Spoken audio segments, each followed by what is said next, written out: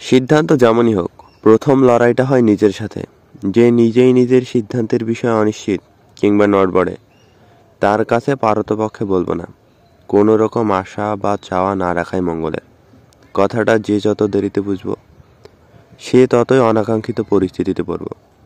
অবশ্য মানুষ হয় মাঝে মাঝে যখন যা বোঝা উচিত, বহু সময় তা বুঝতে অপারগ, যার কারণে ব্যর্থতা, অপ্রাপ্তি, আঘাতের পরিমাণ জীবনে মোটেও কম নয়।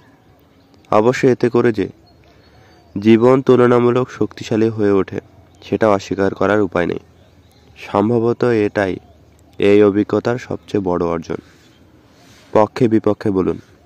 জবাবে বলেছেন, আপনার ভাবনাটা গভীর এবং বাস্তবিক, তাই এর পক্ষে বিপক্ষে দৃষ্টিভঙ্গি খুঁজে দেখা যেতে পারে। পক্ষে, নাম্বার 1, নিজের সঙ্গে লড়াই। নিজের সিদ্ধান্ত নিয়ে দ্বিধাগ্রস্ত হলে তা শুধুমাত্র অগ্রগতিকে ব্যাহত করে না, বরং অন্যদের কাছে বিশ্বাসযোগ্যতা হারায়। আত্মবিশ্বাস এবং স্থিরতা ছাড়া কোনো গুরুত্বপূর্ণ সিদ্ধান্ত নেওয়া কার্যত অসম্ভব।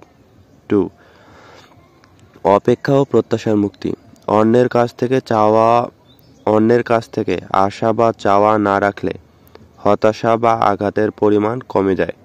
এটা মানসিক শান্তি বজায় রাখতে সাহায্য করে। 3, অভিজ্ঞতা থেকে শিক্ষা। ব্যর্থতা ও আঘাত মানুষকে শক্তিশালী করে তোলে। এই অভিজ্ঞতাগুলো থেকে শিখে ভবিষ্যতে ভুল কমাতে সহায়ক হয়। 4, বোধগম্যতা।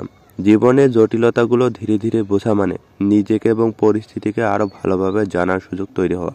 বিপক্ষে, 1, আশা না রাখা। সম্পর্কের ভিত্তি আস্থার ওপর দাঁড়িয়ে থাকে। সম্পূর্ণ আশা ছেড়ে দিলে সম্পর্কগুলো শীতল বা দূরত্বপূর্ণ হতে পারে। কথাটা কিন্তু আসলে কিছুটা হলেও মাইনে রাখে। আমরা বলি যে ভালো থাকার সবচেয়ে ভালো পথ হচ্ছে আশা না রাখা, ঠিক আছে, কিন্তু এটাও ঠিক।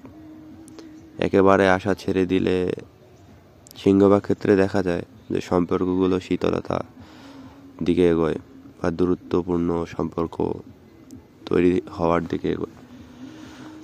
যাই হোক। 2, নিজের সঙ্গে লড়াই দীর্ঘায়িত হলে এটি মানসিক চাপে রূপান্তরিত হতে পারে এবং আত্মসম্মান বা আত্মবিশ্বাস নষ্ট করতে পারে।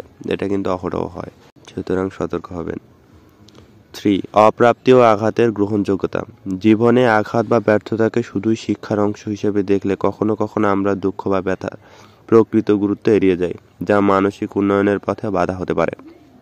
4, মানুষের প্রকৃতি। আশা রাখা মানুষের স্বাভাবিক প্রবৃত্তি। এটি পুরোপুরি ত্যাগ করা কঠিন এবং সেই চেষ্টাও কখনো কখনো অতিরিক্ত কঠোর মনে হতে পারে। আপনার অভিজ্ঞতা এবং উপলব্ধির গভীরতা যথার্থই মূল্যবান, তবে এ নিয়ে ব্যালেন্স অবস্থান নেওয়াই সম্ভবত সবচেয়ে কার্যকর। জীবনের প্রতিটি মুহূর্তে সবকিছু সামঞ্জস্য রেখে চলাই আমাদের শক্তি ও শান্তির মূল চাবিকাঠি। এখানে আসলে শেষে যেটা বললেন, এটা আসলে প্রত্যেকটা মানুষের জীবনে ভীষণ কার্যকরী। কারণ যত কিছু হোক না কেন, ভারসাম্য বজায় রাখাটা ভীষণ প্রয়োজন। তবে ভারসাম্য মানে আমার হিসেবে আমি বলবো এটুকুই যে যা নিজেকে ভালো থাকতে দিচ্ছে না, তা পারতপক্ষে যত তাড়াতাড়ি জীবন থেকে যে কোনোভাবে সরিয়ে রাখা যায় বা বিদায় দেওয়া যায় বা সংশোধন করা যায়, ততই ভালো। আবার ভালো থাকতে গিয়ে শুধু নিজে ভালো থাকলাম, কিন্তু এই ভালো থাকা যদি সামনের মানুষটার ভালো থাকার জন্য খারাপ হয় বা তার পক্ষে না যায়, সেটাতেও আসলে ভেবে দেখার দরকার আছে। মানে ভালো থাকতে গিয়ে শুধু আমি আমারটাই দেখলাম, সামনের মানুষের ভালো মন্দ বাচ্চাই করলাম না, সেটাতেও কিন্তু একটা প্রশ্ন থেকেই যায়।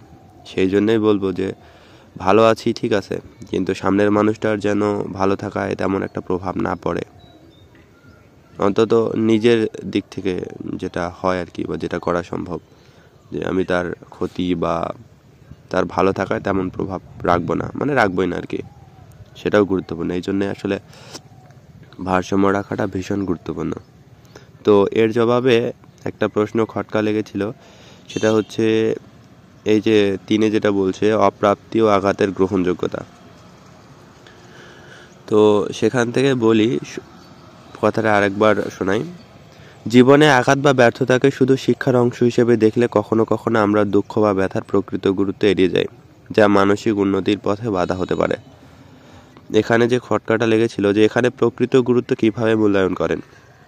জবাবে বলেছেন, প্রকৃত গুরুত্ব বলতে বোঝানো হচ্ছে আঘাত বা ব্যর্থতা থেকে উদ্বুদ্ধ আবেগ ও অভিজ্ঞতাকে যথাযথ অনুভব করা, স্বীকার করা এবং তার প্রভাবগুলো বুঝে নেওয়া। এটি মানসিক সুস্থতার জন্য অত্যন্ত গুরুত্বপূর্ণ। আসলে এটা সত্যি, যেভাবে প্রকৃত গুরুত্ব মূল্যায়ন করা হয় বা করা যায়। 1. আবেগের স্বীকৃতি। কোনো আঘাত বা ব্যর্থতা ঘটলে দুঃখ, হতাশা বা ক্ষোভ স্বাভাবিক। এসব অনুভূতিকে অস্বীকার না করে সেগুলো স্বীকার করা মানসিক ভারসাম্য বজায় রাখতে সহায়ক। আসলে আবেগের স্বীকৃতি কথাগুলো কিন্তু গুরুত্বপূর্ণ, কারণ অনেকে আছে যে এগুলোকে অস্বীকার করতে যায়, ফলাফল একটু খারাপ হয়। তো যা হয়ে গেছে তা তো আর অস্বীকার করার বুদ্ধি নেই, তাই না? তাকে স্বীকার করে যত এগোনো যায়, যত স্বাভাবিক জীবনযাপনে ফেরা যায়। 2. আঘাতের কারণ বিশ্লেষণ। কেন এমন হলো, এর জন্য কারা বা কি দায়ী, এই বিষয়গুলো বোঝার চেষ্টা করা উচিত। এতে ভবিষ্যতে ভুল থেকে শিক্ষা নেওয়ার সুযোগ তৈরি হয়। 3. ব্যথার গভীরতা মাপা। নিজের উপর এই ঘটনা কি পরিমাণ প্রভাব পড়েছে তা বুঝতে চেষ্টা করা দরকার। কখনো কখনো আঘাত গভীর হলেও আমরা তা হালকাভাবে গ্রহণ করি, যা পরে মানসিক চাপ তৈরি করতে পারে। এটা ঠিক, প্রথমে মনে হয় কিছুই হয়নি, পরে মনে হয় যে না, এটা অনেক কিছু। 4. পরিস্থিতি অনুযায়ী শেখা। আঘাত বা ব্যর্থতা শুধুই শিক্ষা নয়, এটি নিজের সীমাবদ্ধতা ও শক্তি বুঝতে সাহায্য করে। তবে কোনো শিক্ষা নিতে গিয়ে নিজের অনুভূতি বা পরিস্থিতির সাথে সামঞ্জস্য রেখে চলতে হবে। 5.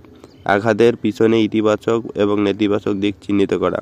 এটি গুরুত্বপূর্ণ, কারণ শুধুমাত্র শিক্ষা না বলে সেই প্রক্রিয়ার মাধ্যমে কি ইতিবাচক বা নেতিবাচক প্রভাব পড়েছে তা বিশ্লেষণ করলে মানসিক উন্নয়নের পথ সহজ হয়।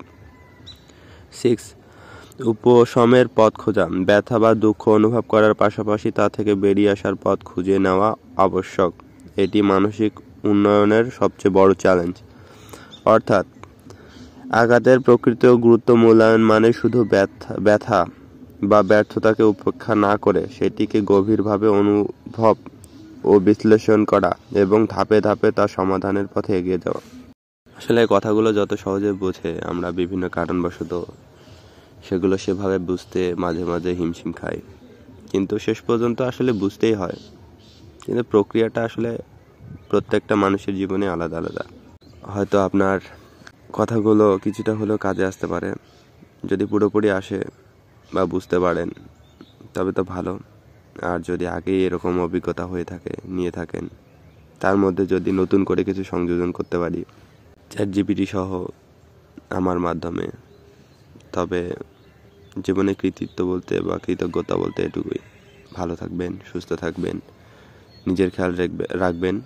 যতটা সম্ভব নিজের আশেপাশে যতটুকু ভালো করা যায় বা যতটুকু ভালো রাখা যায়, যদিও প্রত্যেকটা মানুষই কম বেশি অনেক আঘাতের শিকার, সেটা জেনে হোক না জেনে হোক, কারো ইচ্ছায় হোক অনিচ্ছায় হোক।